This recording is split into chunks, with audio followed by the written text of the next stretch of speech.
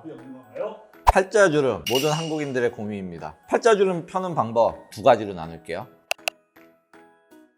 처진 경우는 내 피부 탄력이 떨어져서 앞쪽으로 이렇게 쏠려버려서 팔자주름이 생긴 경우죠. 그런 경우에는 원인이 처진 거니까 당겨줘야 돼. 제 생각엔 두 가지밖에 없어요. 안면거상 수술 쫙 당겨주거나 아니면 실리프팅, 우리 코그실 걸어서 당기는 실로 당겨주는 거죠. 근데 안면거상 수술이랑 그런 코그실 리프팅은 똑같은 효과냐? 당연히 그러진 않죠. 당연히 수술이 더 당길 수 있어요. 절개 해가지고 스마스팅을 쭉 당겨주니까. 코그실로 아무리 잘 당겨도 그 정도 효과는 아니죠. 그냥 거울 보고 쓱 당겨보세요.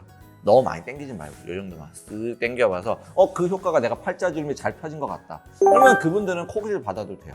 근데 그거 있지. 코그실 받으면은 유지기간은 한계점이 있긴 있잖아요. 보통 우리가 PDO라는 성분 쓰면 한 6개월 정도 지속되니까 유지기간은 분명 단점이 있긴 있거든요. 그런 분들은 리프팅을 해야 돼요. 이렇게 쭉 당겼는데 나는 팔자주름이 변화가 하나도 없어. 그분들은 처진 게 아니죠. 그분은 꺼진 거지.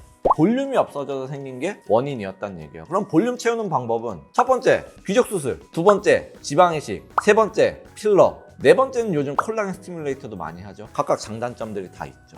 보형물 수술 넣으면 깊게밖에 못 넣어요. 살짝만 올라가는 거지 겉쪽은 잘 안 채워지고, 지방이식을 하면은 지방층에 넣는 거니까 웃고 이러면 어떻게 되겠어? 지방도 퍼지겠죠. 필러는 좀 더 정밀하게 만들 수가 있긴 있어요. 하지만 유지기간 한계점은 있을 거고, 콜라겐 스티뮬레이터는 좋은 점도 있고 애매한 점도 있죠. 되게 자연스럽게 올라오는 대신에 사람마다 효과의 편차가 있다. 볼륨이 꺼진 거는 이 정도로 해결을 해내야 돼요. 팔자 필러도 다양한 경우가 있고 다양한 방법이 있어요. 근데 이런 경우도 있죠. 원장님 저는 울세라 써마지를 하고 싶어요. 팔자 주름 할 수 있어요. 근데 효과가 앞에 말씀드린 것보다는 적죠. 부족하죠. 효과가 있다 없다가 아니야. 효과는 있어요. 근데 부족한 거예요.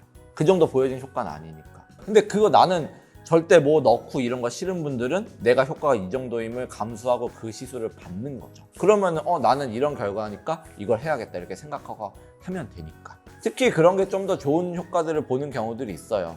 여기도 이제 지방이 꺼진 것도 꺼진 건데 여기 지방이 이렇게 많이 축적되는 분들이 있거든요. 그런 데는 지방을 조금 빼줘야 되니까, 펴줘야 되니까, 그럴 때는 울세라 써마지가 효과를 볼 수가 있는데 앞에 뭐 실리프팅이나 필러만큼의 효과는 당연히 아닌 거죠. 기대치를 어디에 갖고 가고 내 상태를 어떻게 정확하게 아느냐.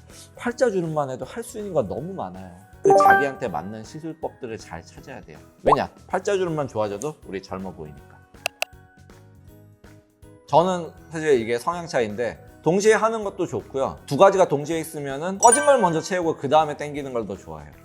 지방이식하고 필러 중에서는 어떤 게 더 나을까요? 이런 것 같아요. 지방이식 장점이 있고 필러 장점이 있어요. 이거는 팔자주름을 할 때 사실 수술이 좋냐 시술이 좋냐죠. 일단 지방이식을 했을 때는 내 자가지방을 뺄 수가 있어야 되죠. 너무 많은 분들은 그걸 뺄 수가 없으니까. 그리고 수술이다 보니까 아무리 간단한 수술이라고 하더라도 우리가 일상생활에 지장을 끼치게 되잖아요. 붓기나 멍 이런 것 때문에.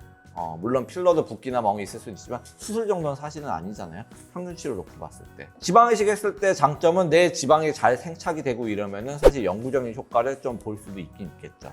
근데 생착률에 따라서는 사실 한 달 간격으로 3번이나 지방이식을 했는데 효과가 제로일 수도 있을 거고, 환자분들은 제로라고 느끼는데 사실 20% 30% 정도 생착률이 됐으면 와 내가 이 고생을 하고 지방이식을 괜히 했어야 되나 이런 생각을 하게 되죠. 그러니까 만족도가 떨어질 수가 있는 거고, 필러는 어쨌든 유지기간이라는 게 존재해버려요.